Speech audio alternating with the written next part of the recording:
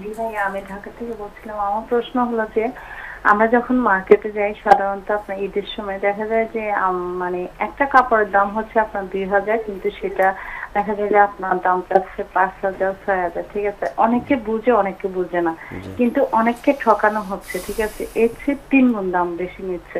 জি। আরেকটা প্রশ্ন হলো যে ভাই, মোহতারাম, আমাদের বোন প্রশ্ন করেছেন যে মার্কেটে কাপড়গুলো অনেক বেশি দামে বিক্রি করা হচ্ছে, বোঝা যায় যে আসলে দামটা এই হতে পারে, জি কিন্তু তাতে 3 গুণ দ্বিগুণ দাম নেওয়া হচ্ছে। এটা ইসলামে জি কিভাবে দেখে? জি জি, এটা এক্সপ্লয়টেশন, যেটা এটা নাজায়েজ।